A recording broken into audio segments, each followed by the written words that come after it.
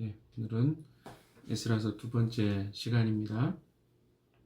어제 말씀을 좀 보다가 말았던 부분이 있어서 그 부분과 함께 오늘 1장 마지막 부분을 함께 보도록 하겠습니다. 어제 좀 중점적으로 보았던 부분은 하나님이 이방의 통치자였던 고레스를 세우셨다는 말씀을 우리는 들었습니다. 이사야서 42장과 44장 말씀들을 찾아봤는데요. 이 말씀들 통해서 하나님은 이미 100여 년 전에 이 고레스 왕이 이스라엘 백성들을 바벨론 유수로부터 이스라엘 땅에 다시 돌아가게 할 것이라는 것을 예언하셨습니다. 하나님 목적이 여기 분명히 나옵니다. 하나님이 원하시는 것은 이스라엘 백성의 순수성이었습니다. 순전하게 하나님 한 분만을 섬기는 것 외에 다른 마음을 가지고 있는 이스라엘 백성들을 단련하고 훈련시키는 것이 하나님의 목적이었습니다. 그래서 하나님 이방의 왕이었지만 이 고레스가 준비된 왕으로서 하나님의 영감을 받아서 남아있는 이스라엘 백성들을 다시 예루살렘으로 돌려보내는 일을 너무 자연스럽게 그 고레스 왕의 원년에 시작하게 하십니다. 어제 잠깐 이야기 드렸지만 고레스 왕이 이렇게 결정하게 됐던 것 중에는 그가 하나님을 믿는 사람이었을까 이런 생각들을 좀 하게 됩니다.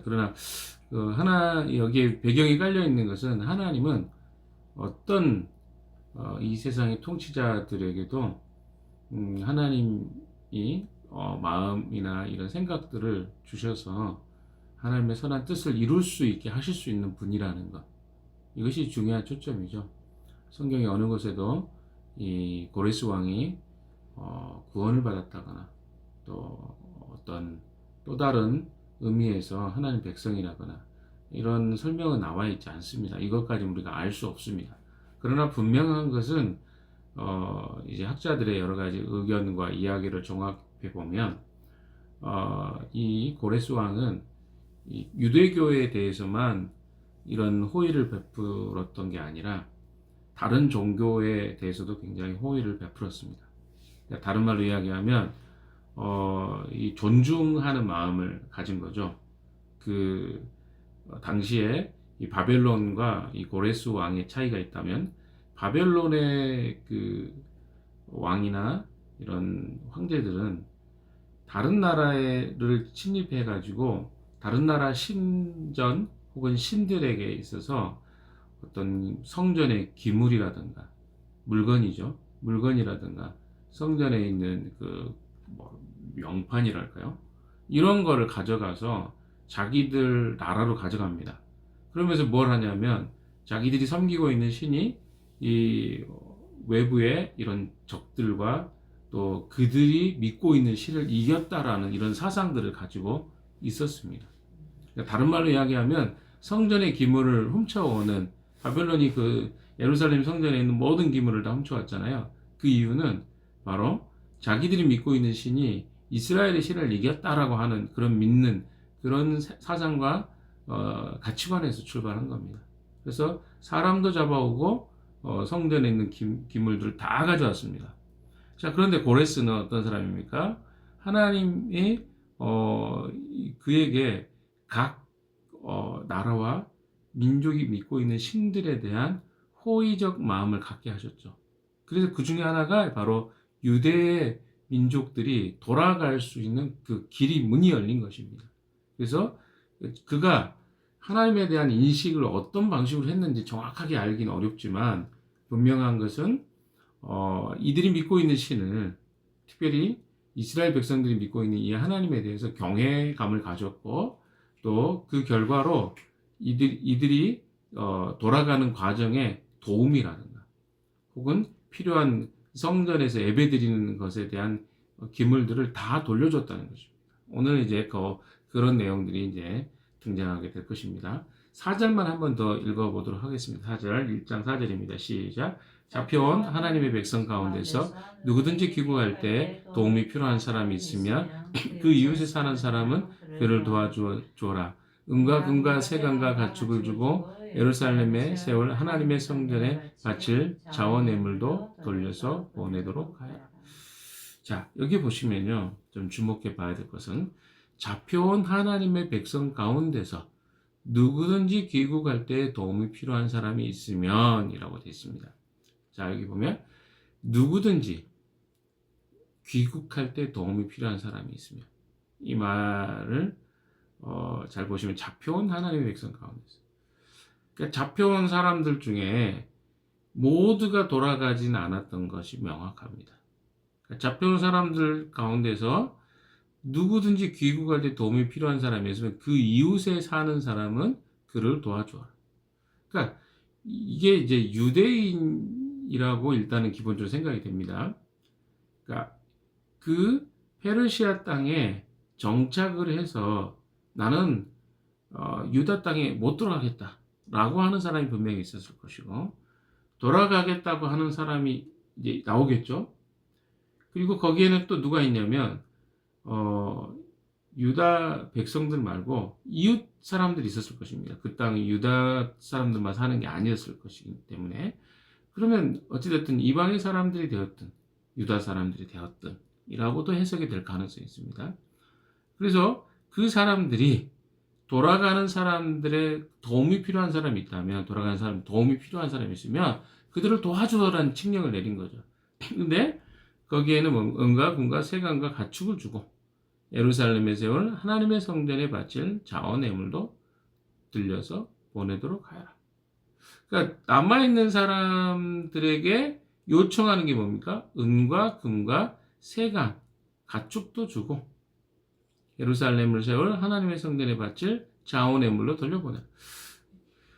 이 이야기는 이 저자, 그러니까 느헤미야서와 에스라서를 기록한 저자가 의도적으로, 이건 그냥 제가 하는 이야기가 아니라 의도적으로 여기에 평행 구절처럼 출애굽기 내용이 병행되고 있는 것을 좀 보게 됩니다. 그러니까 새로운 회복, 이방 땅에서 어디로 가는 거예요? 유다 땅으로 가는 거잖아요. 그게 마치 애굽에서 출애굽했던 이스라엘 백성들의 모습과도 유사한 그런 평행적 이미지를 가지고 있는 것을 보게 됩니다. 그리고 이들이, 자, 생각해 보세요. 이렇게 공급할 것들을 요청을 왕이 하잖아요. 왜 문제가 되냐면, 이 사람들은 여기에서 굉장히 긴 시간, 70년이 넘는 시간 동안 정착하고 살았습니다.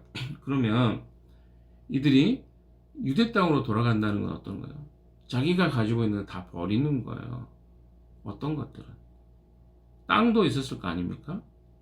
또 못 가져가는 것도 있지 않았겠습니까? 그렇기 때문에 여기 남아있는 사람들은 무엇입니까? 굉장한 헌신과 결단을 하지 않으면 떠날 수가 없는 거예요. 그래서 마치 출애굽할 때, 이 애굽에 있었던 은과 금이라든가 여러 가지 물건들, 또 하나님의 백성들에게 애굽 땅에 있었던 많은 것들을 들고 나온 것처럼, 그들이 필요한 것들을 가지고 나온 것처럼 이 페르시아 땅에서 살았던 이들에게도 하나님이 그들에게 필요를 공급해 주는 것들을 우리는 보게 됩니다. 그러니까 하나님은 어떻게 보면 우리가 생각할 때, 여기 이거 너무 어려운 일인데? 왜 어려운 일이죠? 돌아가는 것이? 거기에는 어떤 보호도 없습니다. 군대가 있는 것도 아니에요. 그리고 어떻습니까? 새로운 환경입니다. 그리고 굉장히 약한 공동체가 세워지는 거죠. 그래서 그들이 결정해서 선택해서 예루살렘으로 돌아갔는데, 그들이 직면하게 될 상황들은 굉장히 녹록하지 않은 상황인 것이죠. 그래서 하나님이 그들에게 이런 공급과 안전에 대한 돌봄의 필요들을 그들이 가지고 있는 것을 잘 아셨습니다. 그래서 어떻습니까? 그들을 공급하시죠. 마치 출애굽할 때 하나님이 그들을 보호하셨던 것처럼, 만나와 메추라기를 먹이셨던 것처럼 이 고레스 왕을 통해서 그들을 보호하고 있는 것을 보게 됩니다.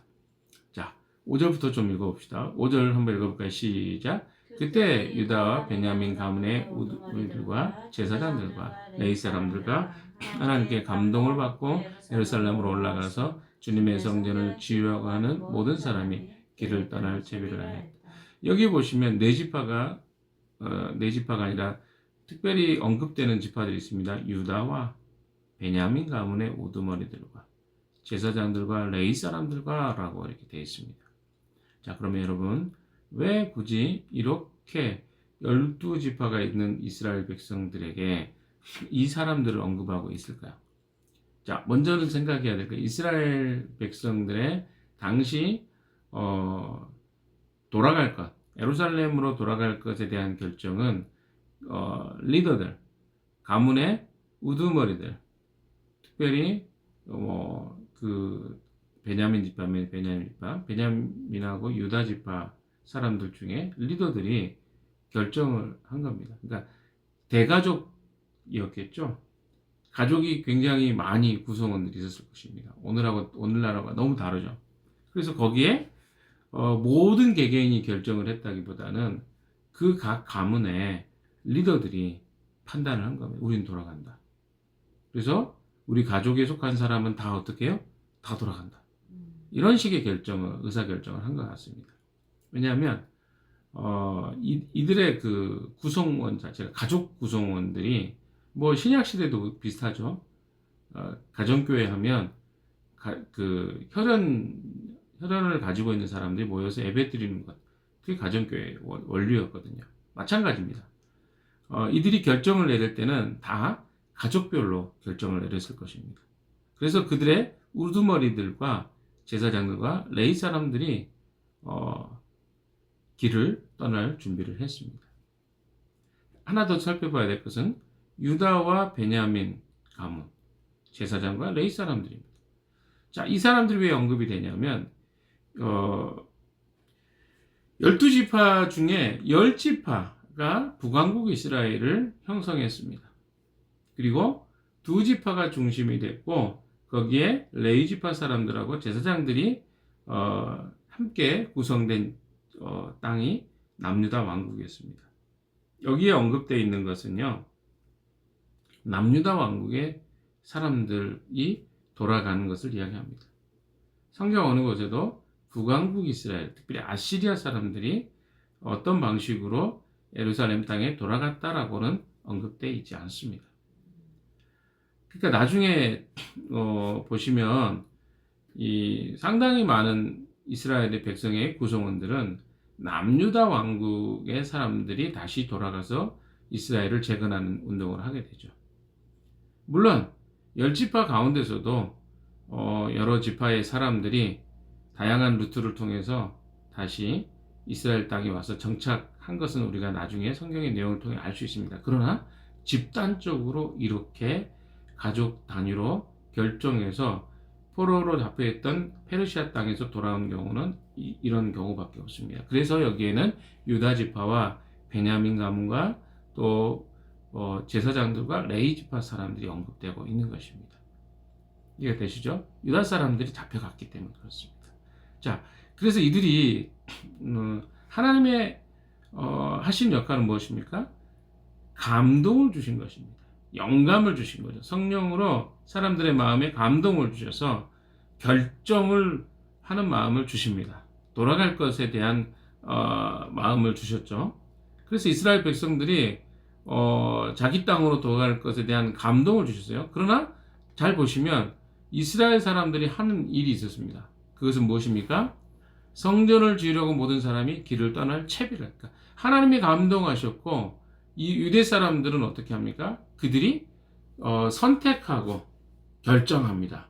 그리고 그들이 했던 것은 준비였습니다. 하나님이 하시는 일들이 있고 이스라엘 백성들이 해야 될 일. 우리는 하나님의 절대적 주권을 강조하다 보면 어떤 현상이 생기냐면 우리는 아무것도 안 해도 되네. 하나님이 우리 마음에 이런 걸 주시겠지 라고 생각해 버릴 가능성이 있습니다. 그러나 여러분, 우리에게도 책임이 있습니다. 하나님이 중요한 일을 하시지만 인간이 거기에 반응하는 것도 역시 굉장히 중요합니다. 믿음은 지난번에 내가 좀 행동 언어라고 했잖아요. 믿음은 뭡니까? 단지 생각만 하는 걸 믿음이라고 말하지 않습니다. 행동을 하나님에 대한 이 감동을 주신 것에 대해서 우리가 우리의 반응, 즉 행동으로 나타날 때 그것을 믿음이라고 성경은 이야기하고 있다는 것이죠. 그래서 그들이 준비를 하는 내용 자체가 그들의 적극적인 하나님의 감동에 대한 반응, 믿음의 행동이었다는 것을 우리는 보게 됩니다. 자, 6절도 한번 읽어볼까요? 시작. 이웃 사람들은 자원의물 외에도 은그릇과 금과 세간과 가축과 여러 가지 중요한 보물을 주어서 그들을 도왔다. 자, 이웃에 남아있는 아까 제가 두 부류라고 했습니다. 한 부류는 이스라엘 사람들인데 안 돌아가는 사람이 있었고, 또 한 부류의 사람은 어떻습니까? 이방 사람인데 그들을 돕는 사람이 분명히 있었을 것입니다. 그들이 했던 행동은 무엇입니까? 자원의물 외에도, 그렇죠? 은그릇과 금그릇과 세간과 가축과 여러 가지 중요한 보물을 주어서 그들을 도왔다. 그러니까 돕는 일까지도 하나님이 철저하게 주변에 있는 사람들 감동시켜 주셨습니다. 이 준비라는 게 돌아가서 이게 그냥 여행 준비, 우리가 생각하는 어디 한번 잠깐 여행 가는 게 아니고 세간 전체를 이동해야 되잖아요.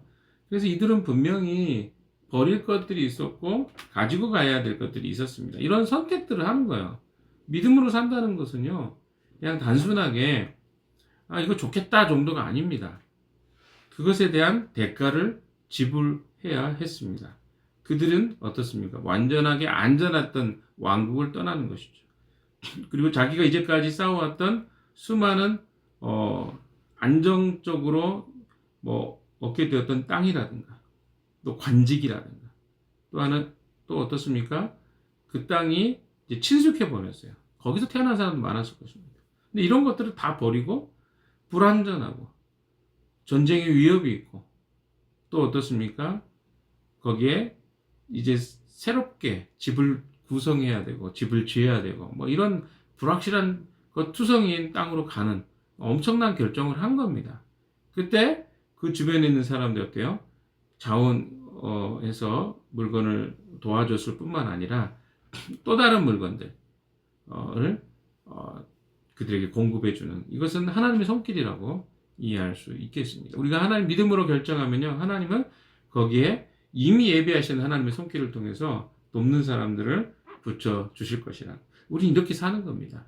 믿음으로 산다는 것은 하나님이 이미 우리에게 선하신 분이시고 우리에게 좋은 것을 주실 것을 믿고 그 믿음으로 행동할 때 또 하나님이 우리에게 공급해 주시는 것을 경험하고 사는 삶, 이것이 바로 하나님의 백성들이 믿음으로 산다는 삶이라고 저는 생각합니다.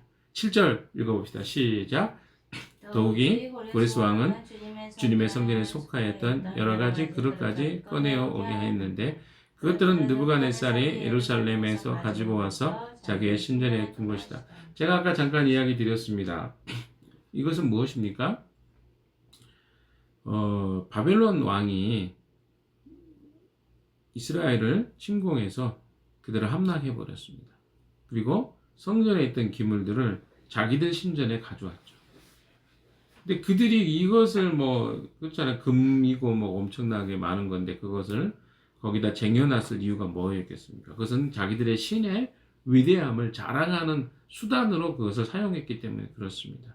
그런데 고레스가 어떻습니까? 이 그릇들, 이것들은 대부분 뭡니까? 예배, 그러니까 하나님의 앞에 제의적으로 예배할 때 사용했던 그런 도구들이었습니다. 이 도구들을 준다는 건 뭘 의미합니까? 이스라엘 백성들이 하나님과 관계 안에서 예배가 회복되는 것을 이야기합니다. 그래서 이 고레스 왕은 이 기물들을 다 어때요? 허락해 줍니다. 가져갈 수 있도록. 8절도 읽어보십시오. 페르시아 왕 고레스는 제무관 미드르닷을 시켜 그 그릇들을 꺼내어 낱낱이 세워서 유다 총독 세스바살에게 넘겨주도록 하였습니다. 여러분, 이 유다의 사람들에게 이걸 넘겨주죠. 근데 그 그릇의 내용이 무엇인가가 이제 9절부터 써 있습니다. 9절부터 11절까지 봅시다. 시작. 넘겨진 물품은 다음과 같다. 금접시가 30개요. 은접시가 1000개요. 칸이 29장이요. 금대접시 30개요. 다른 것으로 대신 보충한 은대접이 400개야. 그 밖에 다른 그릇이 1000개이니 금그릇과 은그릇은 모두 5400개이다. 세르바스는 포로로 잡혀간 이들을 바벨로니아에서 예루살렘으로 데리고 올 때 이 그릇을 모두 가지고 왔다. 우리가 여기 내용들을 한번 요약해 보면 이런 거죠. 금그릇이 30개, 은접시가 1000개, 그 다음에 이런 은으로 된 뭐랄까요?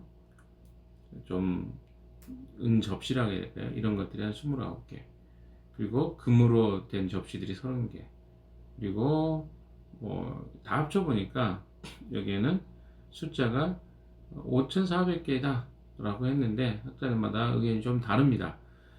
이건 아마 대략적인 중요한 그릇들의 개수일 것이고 더 많은 그릇을 가지고 왔을 것이다 라고 생각합니다. 자, 여러분, 오늘 본문을 통해서 우리가 좀 몇 가지 중요하게 좀 생각해야 될 것들을 좀 이야기하고 마치겠습니다. 하나님은요, 사람들의 마음에 감동을 주시는 분이십니다. 감동을 주면 사람은 어떻게 해야 돼요? 하나님의 사람들 어떻게 해야 돼요? 거기에 반응을 보여야 됩니다. 이게 굉장히 중요해요. 그러니까 믿음이라는 것을 이야기할 때 하나님이 다 해주신다.